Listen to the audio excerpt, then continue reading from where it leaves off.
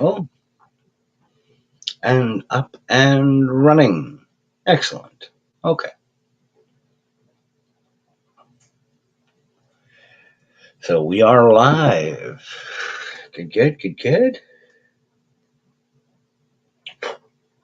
Gonna go ahead, do this.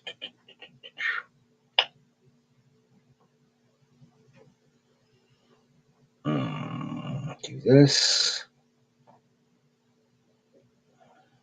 Run this in the background.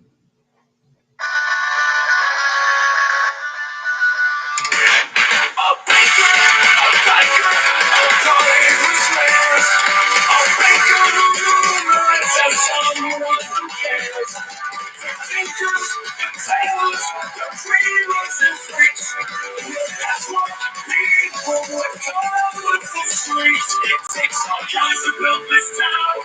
The crime ups, the crash cows, the ups and the clowns. We don't match, we're a mess, but my heart still believes. This wild harmonies, the chaos we need.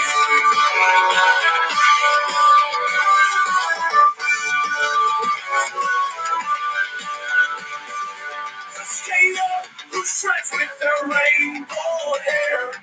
The farmer who dances without a care. The loners, the lovers, the flash and the shy. Together we rise, no need to much more. It takes all kinds to build this town. The climb ups, the crash downs, the ups and the clowns. We don't match, we're a mess, but my heart still believes. This wild harmonies, the chaos we need.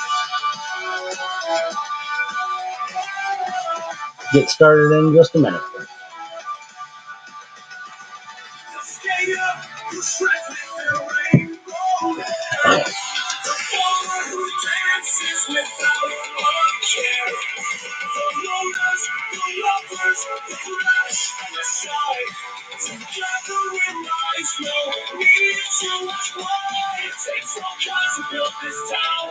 The climbers, the trash downs, the ups and the clowns. We don't match, we're a mess, but my heart still believes. This wild harmonies, the chaos we need. The jagged puzzle with pieces that clash. A roaring mosaic of beauty and trash.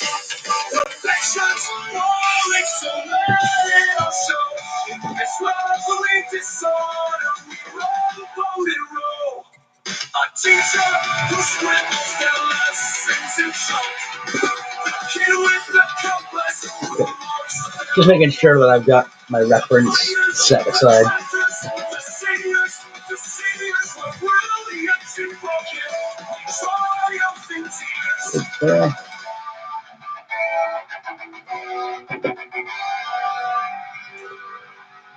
Murdoch 68, greetings and salutations, and welcome to the Storyteller's Corner. I'm doing all right. It's going well. Thank you for asking.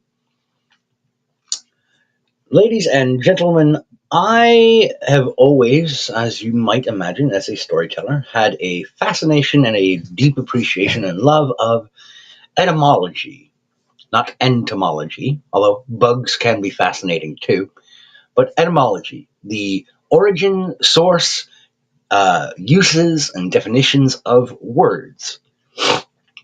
And there is one particular word that has multi-faceted usage, depending on the context in which it's set.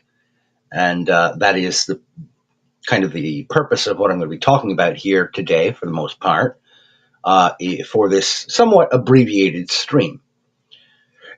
And that is the word play. There's a lot of folks in the field of developmental psychology who have long since turned to the word play as a heavily focused component of childhood development. And while I would love to applaud folks like Jordan Peterson and Brett Weinstein and Heather Heying, his wife, talking about evolutionary biologists and evolutionary psychologists for coming around and starting to finally talk a lot more about play, I would point out that they are well behind the curve, because back in the 70s, in the 60s and 70s, there was actually a philosopher who was talking about play and the importance of it in many of his academic lectures, and that was a gentleman by the name of Alan Watts.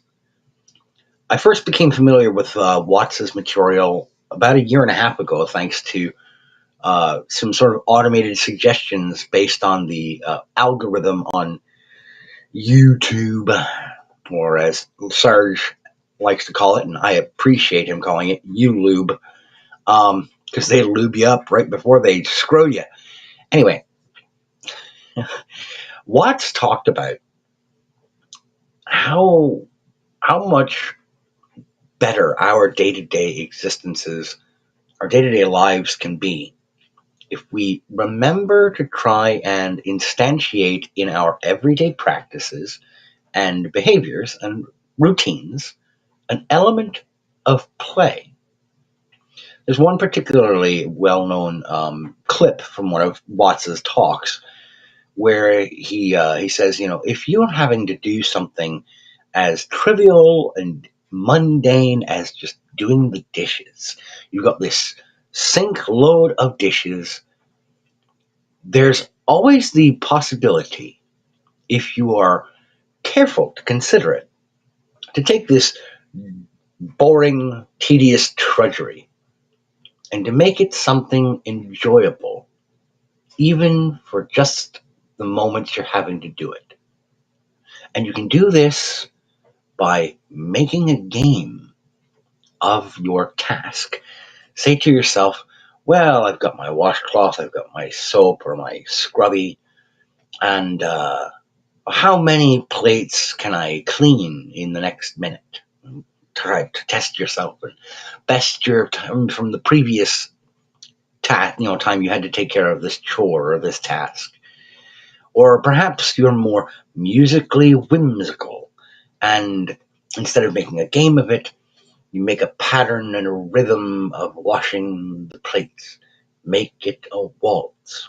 1, 2, 3, 1, 2, 3, 1, 2, 3, 1, 2, 3. Dip in the sink, then rinse it off.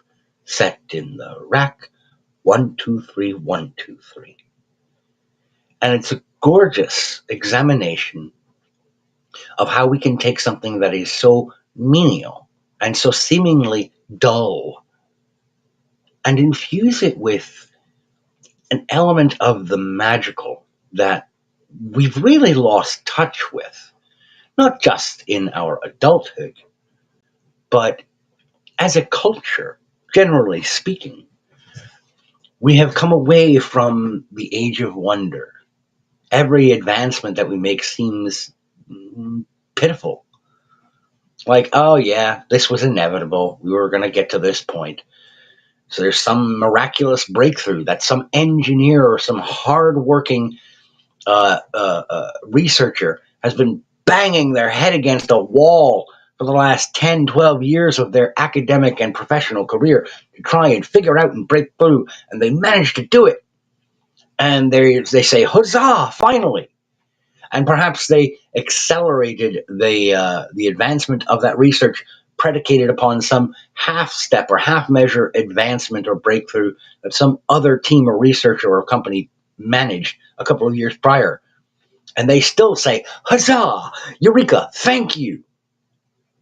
But the rest of us who are not engaged in that work, we kind of shrug our shoulders and go, yeah, we figured it would eventually happen, which robs the moment of euphoria that these researchers, that these developers, that these engineers and scientists or these academics have been striving for so long. Now, I know I have bagged on academic sorts for their general behavior and attitude towards your everyday schmuck like me for time out of mind. but I don't want to rob them of that moment of joy and eureka euphoria. And we shouldn't rob them of that. But we also should take a moment to kind of enjoy the majesty of the moment that someone had an idea that they were tinkering around with in their head. They were playing with an idea. And I also relate this to another observation, once again, from Alan Watts. He made the observation, when you pick up an instrument and you produce noise from it, what are you doing? What's the word that we use? We are playing music. You are playing an instrument. Play is such a vital thing to us as human beings. It's vital to all living creatures. Fauna, at least, not flora so much. Plants can't really play that way. They have their own methodologies of play. But when you pick up a guitar, strum the strings, or you sit at that piano, you tap those keys, you grab that saxophone, you toot in that mouthpiece, you are playing music. You're playing a song. Music is a gorgeous thing. If God gifted the angels with a language, it is my suspicion that the first language that was given to the angels was music. Why? Because music is universal. There is no other sound created by a living thing that can universally speak to our emotions, our imaginations, that can elicit a vital, soul deep response and requires no translation. It is a quality of communication that needs no translation. It speaks universally. It is. Period. This concept, and I'm going to be flagrantly self promotional here when I say this concept appears late in the Big Tour. This is the newest version of the cover of this novel, which is available on Amazon.com. I do my plug. But there is a scene in which Daryl Steele, our primary protagonist, is speaking with God. And let's get back to the beginning of this exchange. Where is the start? Okay. Daryl says, it's just another noise that we push out of ourselves with our faces. It has different meanings to different people. It's not like music, man. Music? What do you mean, my child? Asked God. Daryl snapped his fingers, a parallel thought spurring him on. Music, man. It's the best, most perfect language that you ever created. With music, everybody can listen and react and take it in. It can mean anything to anyone who listens to it. And no two meanings are necessarily going to be the exact same, but the sounds that people hear, they're the same, no matter who listens. We respond to music on a primal level, man. A level that goes beyond the weird letters or symbols of our separated languages. Give a Frenchman a saxophone, teach him how to play Camptown Races. Give a Chinaman that same saxophone, teach him how to play the same song, and guess what?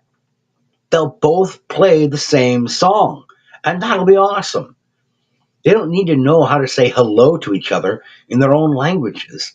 They can just blow their horns and have common ground.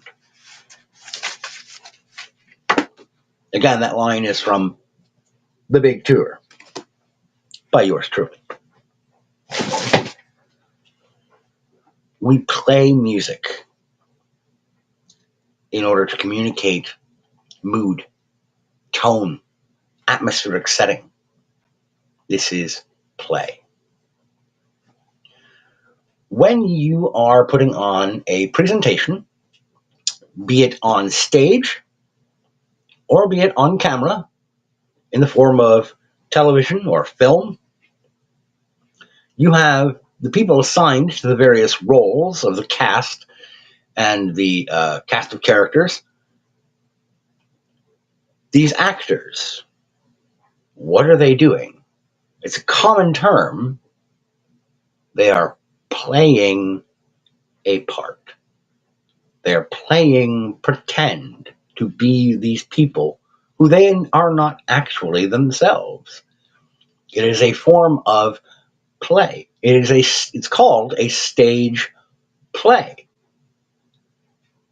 We engage in this pretend in order to entertain others, in order to inform or inspire others to think in a different framework, or to at least sit back and simply enjoy a story. We are enjoying that moment in our leisure, time that we could be taking to play our own games. We are instead enjoying the play of others. Now, true, this may have some connotations of unpleasantness in terms of voyeurism, or at least it could if that's where your brain in the gutter mind wants to go. But another realm, shift over another step. I personally, right now, am wearing a shirt and windbreaker for the Philadelphia Eagles. I'm a big football fan. I love American style football and have ever since I was a kid. I've also enjoyed being on the field and partaking and participating as a member of a team. I enjoy watching hockey. I enjoy watching basketball to a degree. I'm becoming more acclimated to it, starting to enjoy it more as I get older. I even sometimes enjoy watching baseball if there's no other sports on the televisions when I'm at work. What do you do with sports? You play a game. You are playing the sport. The play is vital.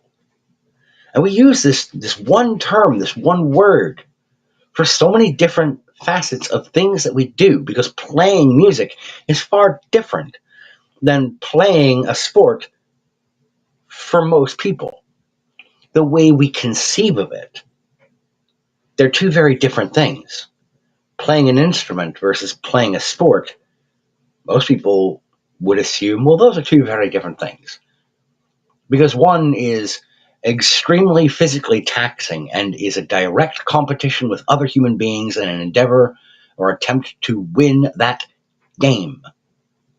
Whereas the other is you are engaging in the use of instruments in order to collectively put together a collection of melodic sounds for the entertainment and enjoyment of an audience.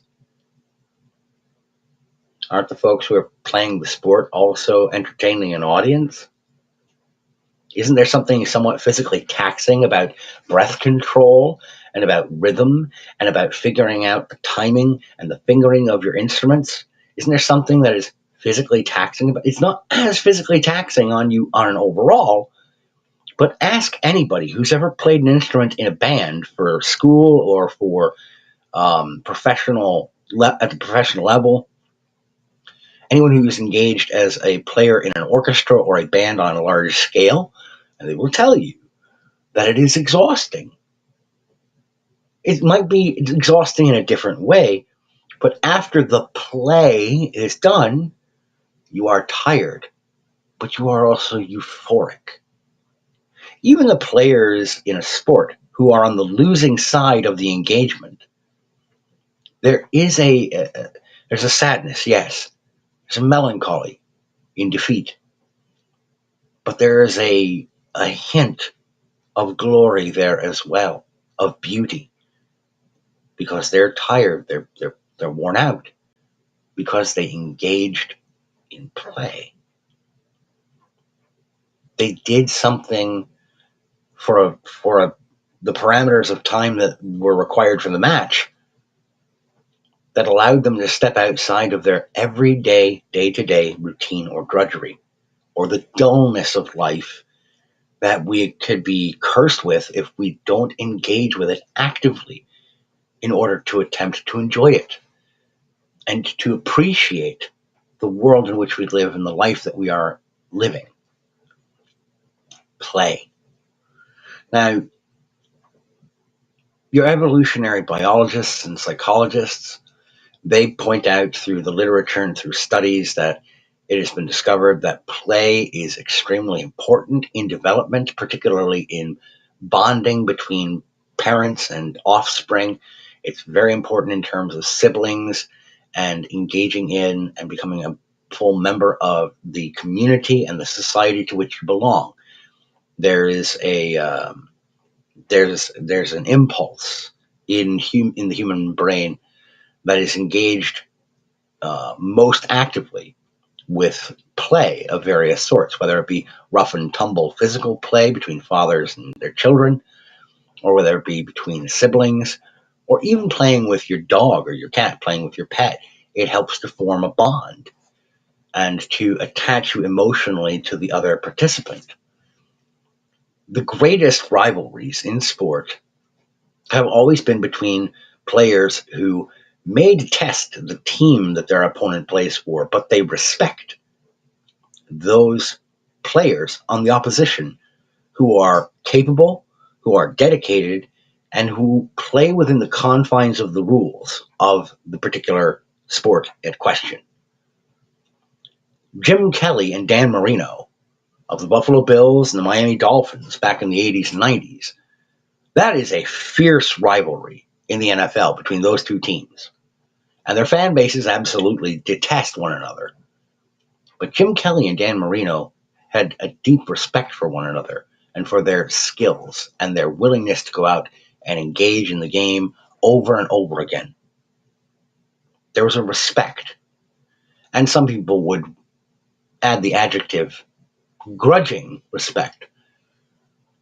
But there was an understanding because they were both engaging at a high level of play. I would caution anyone against being dismissive of the word play because of how much cultural significance it bears upon us. I've already droned on for a good 20 minutes here, at least, about the vitality of this term. What does it mean to play? It means to engage in the moment fully, to cast aside your momentary megrims or inhibitions in order to attempt to enjoy the moment in which you are living, and to do it, hopefully, with some measure of skill and talent, or hopefully, dumb luck. When you sit down with a board game or a card game, and you've got your other people who are going to participate, what are you doing? You are playing a game. You play chess, you play checkers, you play Monopoly. They are games. Games engage us in our thought processes, in our reason, our strategy, our ability to think ahead, to try and counter actions taken by other people or other potential roadblocks and obstacles. Play is how we learn to adapt and adjust to the shifting sands of consequence under our feet so that we can remain standing. It is absolutely vital that we never lose sight of that. Even in the modern day, with video games, what are we doing? We are playing a game that engages our senses visually, audibly, tactily with the use of the controller. So there's at least 3 of our senses that are engaged, fully engaged, while we are interacting with this software that has been developed, designed, and produced for us to engage with. It's no different in its vitality and it's important to us than sports. Yes, it's a different kind of challenge.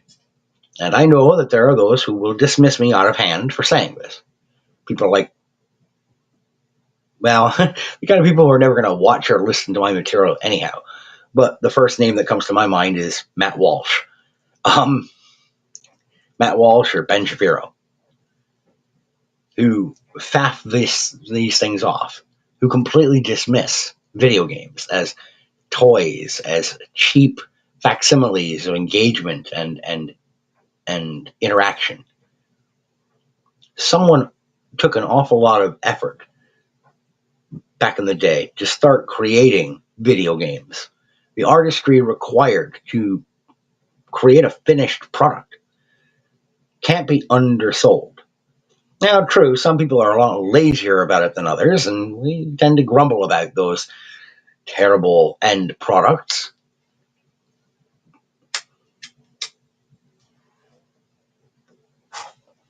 But the point remains, you're playing a game. Well, Josh, you're a bookish sort, you might wonder. How does this word apply to your favorite pastime of sitting with a book and reading? Well, yes, when I am reading, I, like most people who enjoy a good book for their leisure activity, for their leisure time and consideration and edification, when I am reading, I am playing a movie of sorts in my mind, complete with soundtrack and voiceover for thought, for internal monologue for various characters. I am playing the scene in my mind.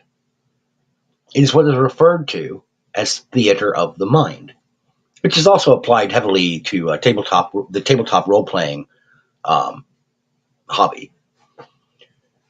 Oh my God!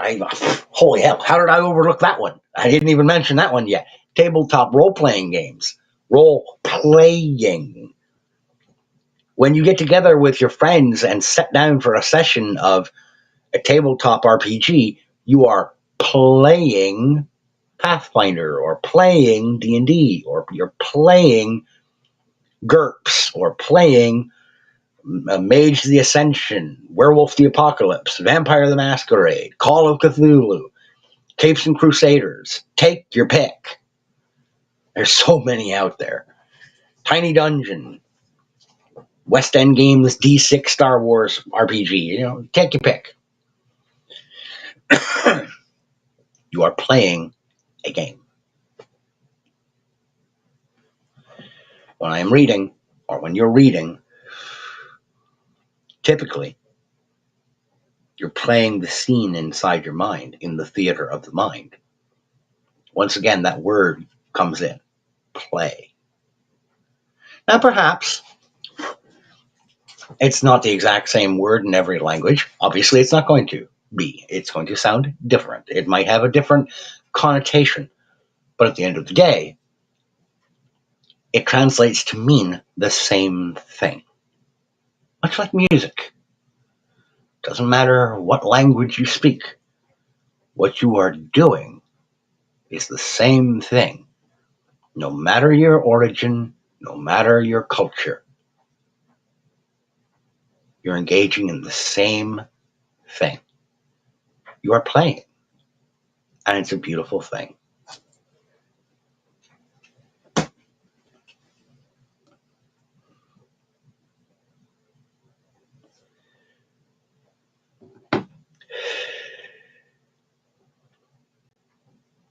I'm going to take a moment to just relax for a tick,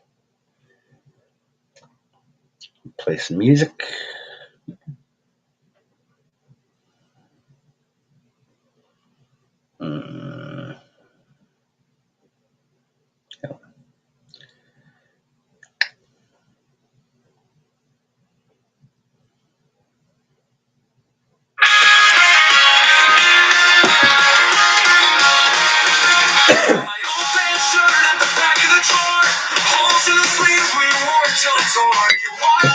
just like mine back at 16.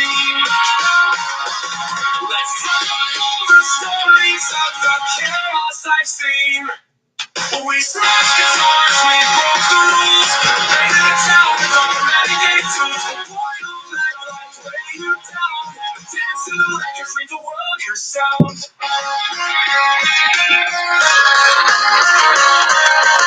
Climb through the top, chase the moon on a dare. Sweating out our youth and as you and I air. Bruised my knees, threw my pride all the way. But every scar I earned, I wouldn't trade away. We smashed guitars, we broke the rules. Painted a town with our renegade tools. The point on that life weigh you down. Dance to the records, make the world your sound.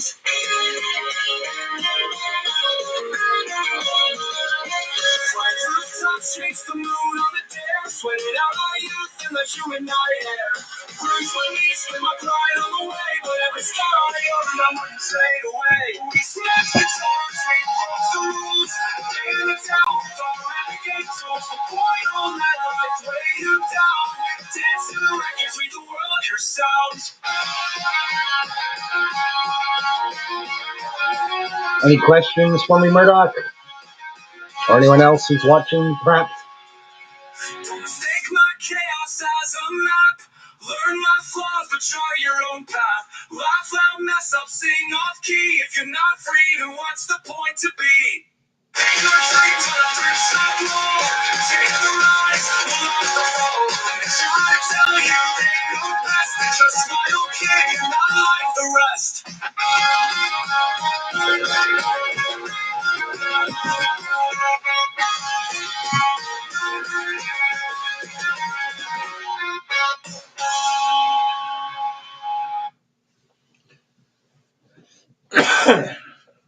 So yeah, probably going to wrap up a little early. Like I said, this was going to be kind of an abbreviated show.